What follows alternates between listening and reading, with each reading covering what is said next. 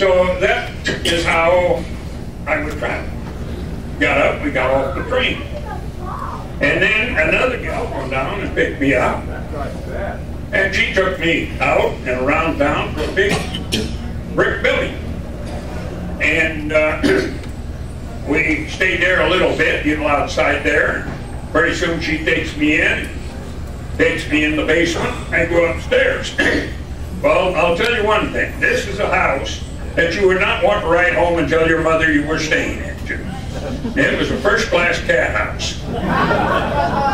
And the thing is, you say, why would you ever go there?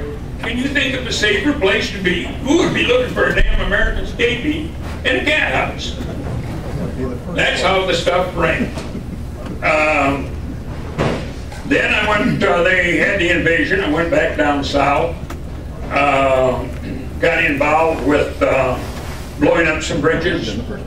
I got involved in some other activity.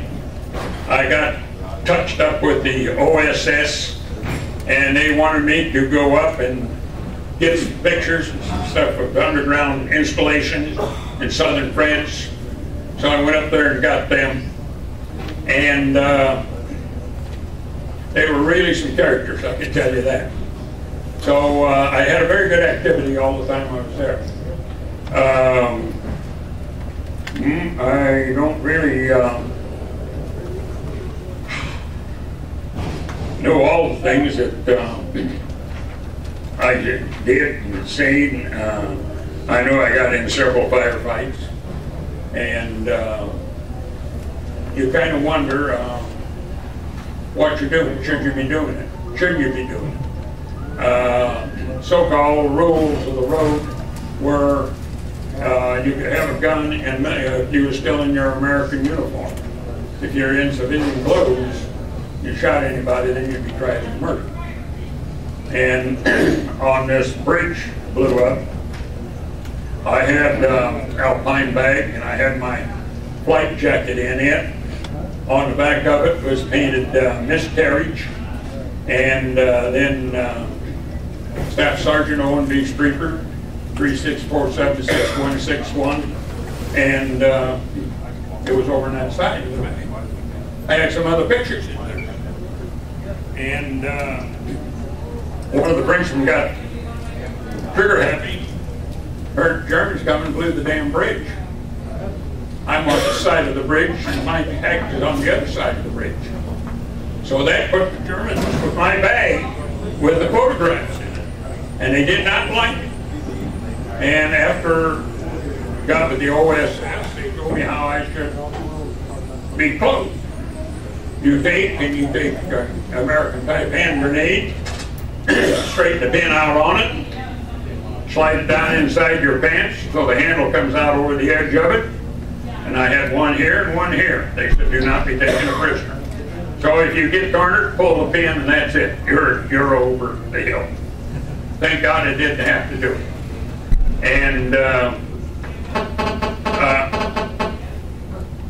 anyway, I'd like to look at some pictures here and tell you a little bit about it.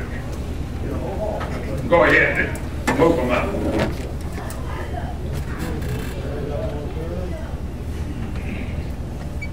That's Benny Nord there. That's the way you look when you come back from a mission. I flew the ball turret, and there's what the ball turret looks like. It's about 42 inches in diameter, and it was very uncomfortable, very cold, and very painful. Okay?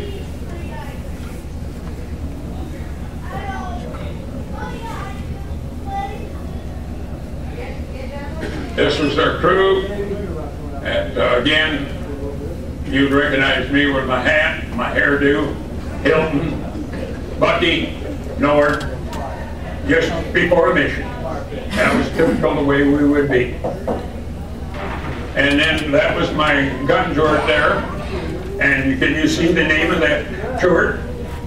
That's Baldy's One Hung Lower. And it did. Checking the ball out, see if there was anything wrong with it before you went on a formation, see if you had a bullet hole through it. Lord knows what could be wrong. And you didn't want to get up and then find out, ooh, this thing ain't working. So you would check it out. Next. And we got rain one day, and then 109 come in, and I was in the ball. I couldn't see. I heard the rest of them yelling and going on, and heard 50s rattling, and he came in, and he was up in a curve of pursuit. Well, I was up to catch him when he come out. When he come out, I was going to catch him, finish the job off, I hope. Instead of that, he come off the tumbling. He hit our prop and bent it all over. And you could also say, where were you when the shit hit the fan? Now, that is a good picture there, isn't it? See anything wrong? I don't. I think it's good. Kind of boat you could look right here, and here's 50-gallon drums, and the mechanics up on top of them working. Now, don't you think that would be nice and safe? OSHA approved for the operation? Well, not really. There's a 50-gallon drum there, there's a 12 and 12 and a 50-gallon drum. Now, would you say that's stretching the safety factors by a lot? All right, you people are laughing. It's serious. We laugh. And everybody laughs or you go crazy. And everything you've done. And in my book, my daughter put together for me and some stuff. And I got it with me. If anybody wants to see if we have any time after it's over, I'll show it to you. I got a picture of a crew standing beside a B-24, and a Bible thumper was there, and he was giving them the last rites. And they got their parachutes on, and they got on. You can't get a B-24 parachute on. So my daughter come up with politically correct. So Mama, you know, she'd feel good. She'd see this, and she said, well, Junior is now getting religion, and that's going to be nice. But the difficulty is, the next picture is Benny standing underneath the wing, relieving himself, and the co-pilot and two of the ground crew throwing rocks at him. Now that was the fun we had. He said, that ain't fun, that's crazy. That's right, we were crazy. And we were ready to go to flat group. All right. There's what a formation would look like. And you would see nothing except bombers from this horizon up in here, clear across to that one, clear down to here, clear up into there. Hundreds and hundreds of B-24s going into a target. They would be, we generally put up about 20 out of a group, about B-20 B-24s. So there'd be 20 here, 20 here, 20 here, 20 here. And can you imagine to be on the ground? And they pull in, and each one of them was carrying 16 500-pound bombs. That was hell. Thank God it was up above. Next.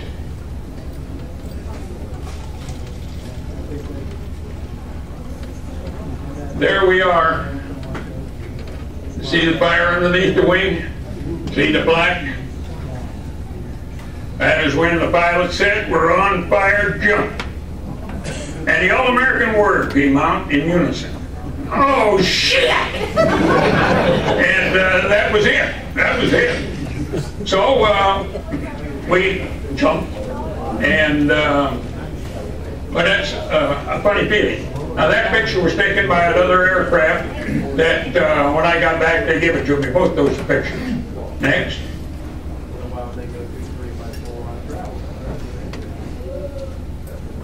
There was where bomb hits look like right in there on a good strike. Right in there. That's a marshalling yard. That is the car repair shops.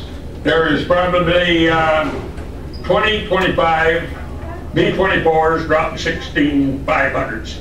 Each is involved in that. And of course, you know, that looks good, don't it? Don't you think that looks real nice?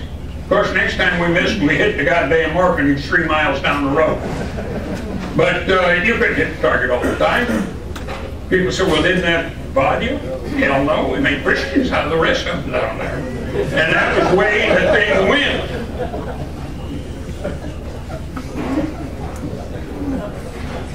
That was our aircraft, which was known as Miscarriage. And we had some very, very nice named aircraft. We was in California just before we went overseas. And we had to land because of bad weather in Los Angeles. We come back and they had all our aircraft started down. That they didn't like our names on them. Now, we had Miscarriage, and I didn't think that sounded bad. But then they had the Urgent Virgin, and a few more like that. A few of them I don't want to repeat. Kind of got innocent girls in here. And they were some of them bad. But that was just the way you let off steam. That's the way they look at the crash. You can see part of our tail number, 2523, should be a 99 on that. And I was in there 40 years later, and it's still laying up on the mountainside. And the landing gear and stuff is laying up there. Next.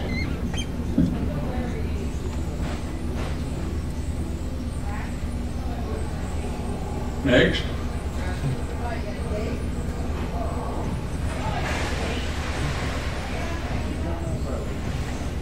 There's part of the French underground I fought with, and this young girl is the courier I was talking about. Can you imagine a girl that size, that you're filing a damn Alpine bag, and she's got your life right in her hand just like that, and you go right down the street and Germans all over. So you had confidence in them. Those people risked their whole family. If the Germans had caught any of them, they would have shot them right on the spot. All right. We also had some of them that turned the other direction too. After a couple, 3 times, they turned in. One time we were, Harold Steele and I went to a house where I had stayed before, and people were, so they put us out in a goat barn and had the second floor, some hay up in there. And next morning I woke up very early and I had the GIs. I woke Benny up and I said, hey, I've got to get out of here. I said, I got, and as I got outside I could hear trucks. The trucks pulled up in front of this house. They pointed at the shed. They went up there. If we'd have been in it, we'd have been killed. They turned us in. So you could not trust nobody. I'm not blaming them. I'm not blaming them. All I'm going to say, you don't trust them. This is again, 2, that's the young girl as a courier. That there is her mother and the crew. And that's who you would follow. In fact, that is the girl that I got the ticket passed to me and went up, way up in northern France. She rode in the front of the car. Go ahead.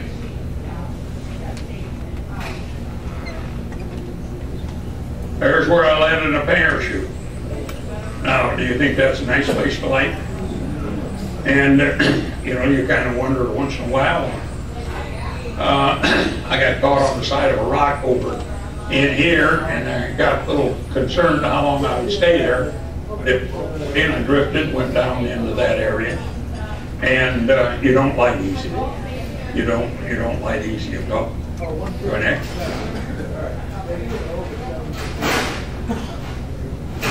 There's another courier right there, and she had done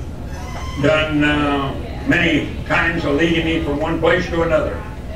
So you got to have confidence in people, don't you? Yes. How did you know 40 or 50 years later that these were the same people that helped you? Talking to them. I knew who they were and stuff like that.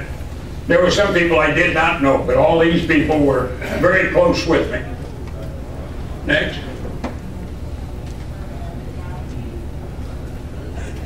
Now that Frenchman that took me down off the mountain in a motorcycle with no lights on it and drunk. He was just as colorful in those days as he is right here. Next.